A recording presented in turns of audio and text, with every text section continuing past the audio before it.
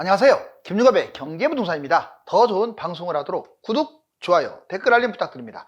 둔촌주공 5천채 파산, 잔금 무더기 손실 터졌다.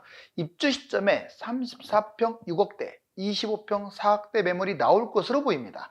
둔촌주공이 실거주 의무 폐지를 반대해오던 야당이 총선에서 승리하여 사실상 의무 실거주 폐지가 사라졌습니다.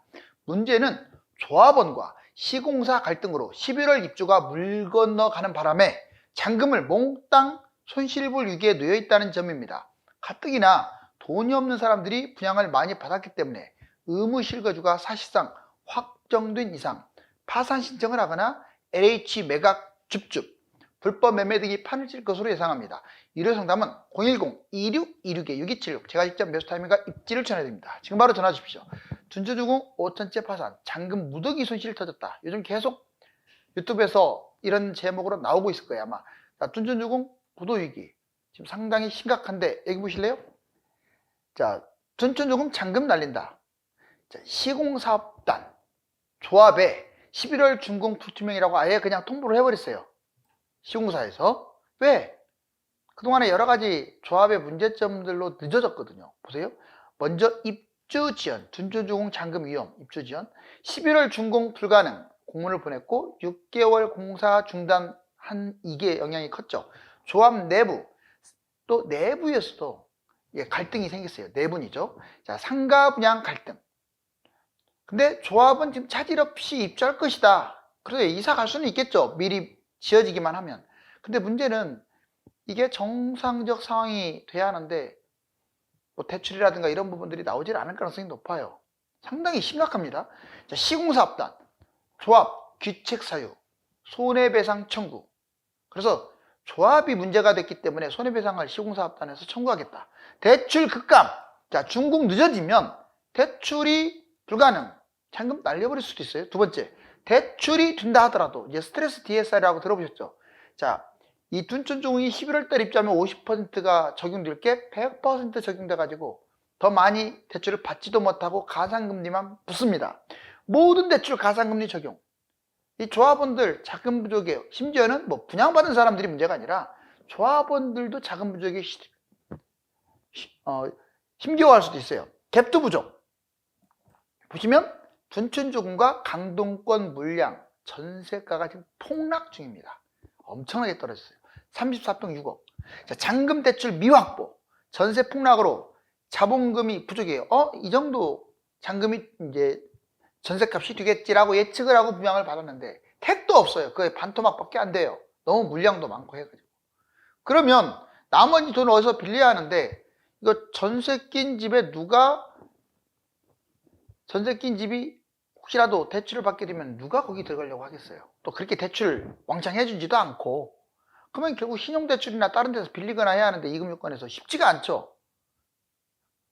잔금대출 미확보, 전세 폭락으로 자본금이 부족하고 야당이 총선에서 승리하는 바람에 사실상 실거주 의무 폐지가 사라져버렸어요. 그러니까 실거주가 폐지됐으면 참 좋은데 거의 뭐 없어졌다고 보시면 돼요. 무조건 실거주 해야 한다.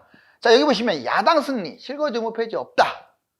왜? 지금 3년 유예를 왜 했습니까? 야당이 반대했기 때문에 유예한 거잖아요. 자, 여당이 밀어붙였지만, 대통령이 밀어붙였지만 국회 통과가 돼야 하는데 타협점이 3년 유예였어요. 그런데 이제 사실상 실거주 의무 폐지 목소리는 사라질 것 같아요. 자, 먼저 12,000가구 둔촌주공 복병만 났다. 실거주 3년 유예. 실거주 의무 최초 3년 후 3년 이내 개정. 자, 이제 3년 때까지는 실거주 안 해도 돼요. 뭐 갭 투자를 하든 뭐 하든 상관없는데 그때는 무조건 들어가야 돼. 안 들어가게 되면 파산이야, 파산. 자, 자본금 부족, 입주 여건 안 된 사람 환영. 그렇죠. 자, 그다음 야당 승리로 우선은 이제 환영을 하겠죠. 입주 여건이 안 되고 돈도 적으니까 갭 투자 해야 하니까. 그런데 문제는 이게 궁극적으로 해결된 게 아니에요. 야당이 총선에서 승리하였기 때문에 3년 후 실거주 폐지는 완전 사라져버렸어요. 계속 실거주를 해야 돼요. 자본금 부족, 전세 계약갱신 2+2 4년인데 사실상 2년밖에 못하죠. 왜? 지금 홀수가 아니라 짝수기 때문에 3년이기 때문에 물론 1년 더 연장해 줄 수는 있어요. 따로 작성을 해가지고. 여튼 2년밖에 안 남았습니다. 2년 후에 실거주 의무 돈 없으면 파산이잖아요. 또 돈이 얼마나 들어가겠어요. 그 없는 돈으로 그냥 입주를 억지로 했는데 실거주 의무 폐지가 안 됐어. 그러면 들어가지를 못하잖아요. 돈이 없으니까. 거주 못해서 이자, 기회비용, 수억대 손실을 보고. 자, 집값 영향. 그러면 만약에 이 매머드 단지인 둔촌주공이 문제가 생기면 그 주변 강동구뿐만 아니라 서울 전체에 영향을 줄 수도 있다. 2년 반쪽 전세 물량이 쏟아져서 전세가 폭락, 의무 실거주, 자본금 부족, 이렇게 되면 이제 불법 매매가 막 판을 칠 거예요. 근데 이건 걸리게 되면 자, 벌금은 벌금대로 또는 징역을 갈 수도 있고 결국 또 원상복귀예요. 이런 거 하면 안 되겠죠. 자, 실거주 폐지되지 않으면 집값 하락은 불보듯 뻔하다. 자, 이제 5만 가구, 지금 문제는 둔촌주공 1만 2천 가구만 그런 게 아니에요. 분양가 상한제 혜택을 본 대략 5만 가구 의무 실거주 다 대참사가 발생한 거나 다름없어요. 실거주를 무조건 해야 합니다. 이제 실거주 못하면 파산이에요. 돈 없으면 끝장이다 이거죠. 어떤 식으로든지 친척한테 빌리든 친구한테 빌리든 은행에 이금융권에 빌리든 자, 수단 방법을 가리지 말고 해야 하는데 근데 그러면 또 뭐 하겠어요. 자, 아무튼 그렇게 해서 실거주를 빌려가지고 2년이라도 채우면 되죠. 이제 왜? 의무 실거주를 채웠으니까. 전매 안 되고 갭 투자 부족, 돈도 모자라요. 전매도 지금 정부는 허용됐지만 실질적으로 실거주 의무 때문에 전매는 불법입니다. 자, 물량 폭탄, 전세 폭락, 34평 입주 시 5억 예상, 정말 5억, 6억 예상하고 있어요. 대출 갭투 못 버팀, 실거주 의무는 돈 낭비다. 그렇죠.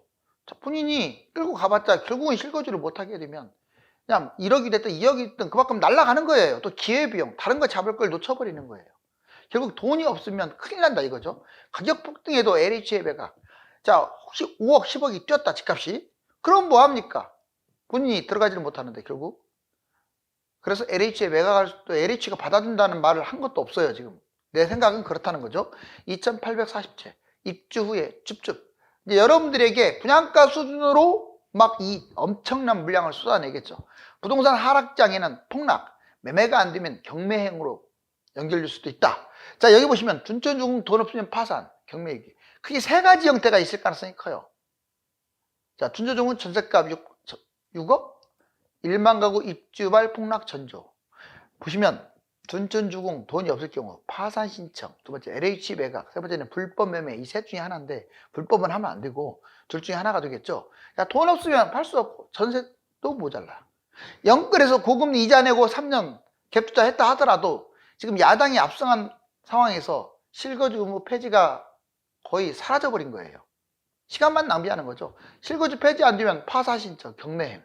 자, 그 다음에 LH 매각, LH 약 1500채, 1500채가 될지 뭐 3000채가 될지 지금 가봐야 돼요. 돈이 없어가지고 LH 매각. 근데 사줄까요? 자, 3년 후에 이자만 들고 거주도 못해서 오히려 더 손해받아. 그래서 미리 포기. 사실상 분양권 전매 제한으로 매매 불가. 그래서 이제 올해든 내년이든 입주할 때 이게 결판 날 거예요. 불법 매매, 돈이 없어 실거주 폐지 기대. 내 불법 매매 완전히 넘겨버리는 것은 불법 매매가 돼요. 그래서 본인이 이제 그 돈 가지고 살았다가 나중에 나눠먹기를 한다든가. 합법적인 것도 있습니다. 돈을 빌리는 거죠. 가족, 친구 또는 뭐 이익금융권 등등등 천문학적인 이자를 주고 매수인 지원받아 3년간 불법 보유. 근데 이건 위험해요. 지원을 받아서 불법적으로 보유하는 것은 본인이 합법적으로 빌려가지고 들어간 건 상관없지만 처벌받고 또 원상복귀, 폐지 안 되면 난리. 안 되면이 아니라 지금은 이제 폐지 안 될 가능성이 크죠. 자, 부동산 정책 전면 폐지 위기. 그것만이 아니라 이번 총선 결과로 인해서 그동안에 윤 정부가 부동산 흐름이 이제 좋지 않자 계속 부양책 중심으로 많이 했죠. 그런 게 지금 도마 위로 다 올라왔어요. 뭐 여기 보시면 전면 폐지 그렇다고 모두 다 사라진다라고 장담은 못해요. 어차피 여당과 야당의 이 타협점으로 갈 거니까. 규제 완화 이러다 말짱 도루묵. 부동산 정책 올스톱 위기 최고지. 이거 제가 한 말이 아니잖아요. 벌써 헤럴드 경제에서도 이렇게 뽑아내고 있잖아요. 말짱 도루묵이라고 지금까지 정책 폈던 게 부동산 정책이. 공시가 다주택. 뭔 말이냐. 자, 공시가 이제 현실화 폐지시켜버리면 그만큼 여러분들이 세금을 덜 내는 거예요. 공시가하고 실제 거래가가 다르니까. 자, 적용법안, 공시법, 지방세법, 소득세법, 공시가 현실화 폐기, 공시가 90% 아마 거의 100%까지 부활할 것 같은데 이렇게 갈 수밖에 없어요. 지금 야당이 반대하게 되면. 다주택 규제 완화, 취득세, 보유세, 양도세, 중과세 다 부활될 가능성이 큽니다. 한마디로 다주택은 진짜 위험한 상황에 처해요. 자, 재건축 실거주, 적용 법안, 도시 주거환경정비법, 주택법 이걸 적용받는데 재건축 안전진단 폐지. 이거 이제 재건축 안전진단 폐지돼가지고 안전진단 아예 그냥 없이 30년만 되면 다 재건축하잖아요.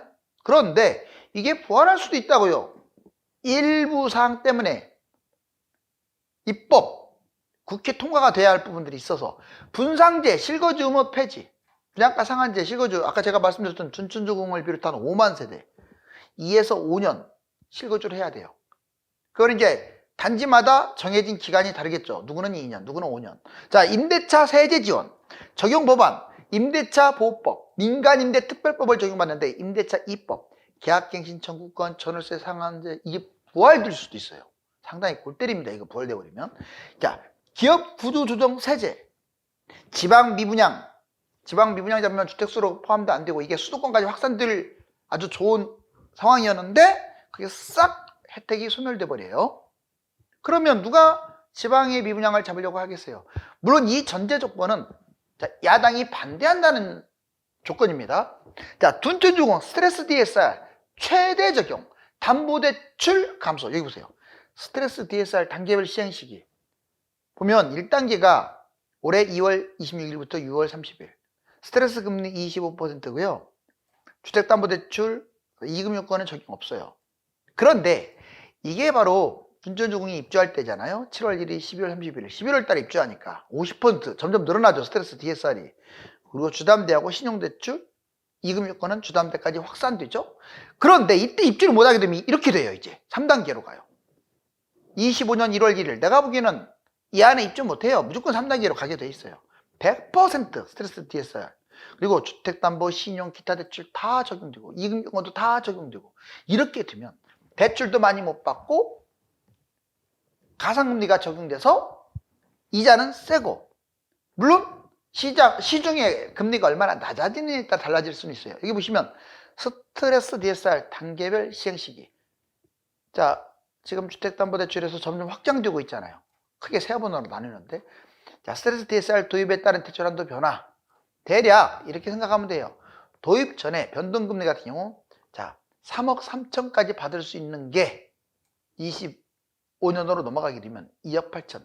어때요? 확 줄어버리죠. 금액이 확 줄어들게 돼요. 자, 이제 경제가 어려워지자 입주율도 급감하고 있습니다. 전국 단위로 자 2024년 72% 정말 엄청나죠. 그리고 지역마다 좀 다르긴 한데 전반적으로 지방하고 광역시가 좀 높은 편이에요. 자, 그런데 입주율은 여기는 상당히 그래도 서울은 제일 높네요. 입주율이. 근데 이제 뒤로 갈수록 입주율이 떨어지고 있죠. 인천, 경기권 다 마찬가지. 즉 24년에 입주율이 72%나 됐던 게 68%로 한 달 만에 확 감소됐어요. 그 이유는 전셋값이 받쳐지지 않은 것도 있고 경제가 어려운 것도 있고 그리고 내 것이 안 팔린 것도 있고 여기 나와요. 지금 잔금 대출 미화고 현재도 이게 잔금이 문제인데 지금 나중에 잔금 대출 심각해지겠죠. 그 다음에 기존 주택이 안 팔리는 거야. 거래량이 너무 적어서. 세입자도 지금 잘 안 잡혀. 이런 여러 가지 이유로 입주율이 저조하다. 자, 이제 원달러 환율, 금값, 유가 폭등. 오늘 또 원달러 환율 이제 1400대를 향해서 1400이 지금 돌파하느냐 마느냐. 왜? 이건 갑자기 일어난 거예요. 정상적인 상황이라면 이렇게 올라가지 않죠. 1300대에서 놀다가 이제 1200대로 떨어지는 게 코스였는데 금리 인하에 대한 기대감으로 지금 이스라엘과 이란이 뭐 다 합의 봤네 막 그러더라고요. 댓글 보니까 절대 그렇지 않아요. 이게 합의라는 게 쉽지가 않아요. 자존심 문제도 있고 또 국익 문제도 있고. 그래서 어떤 뉴스 제목이 나오든지 간에 여러분들 예전에 보세요. 러시아하고 우크라이나도 방금 금방 끝날 것 같은 제목이 많았지만 지금까지 진행되고 있잖아요. 제가 보기에는 러시아, 우크라이나는 힘의 균형이 문제가 있기 때문에 거기는 그걸로 3차 세계대전이 일어나기는 어려워요. 근데 이란, 이스라엘은요, 암흑기예요.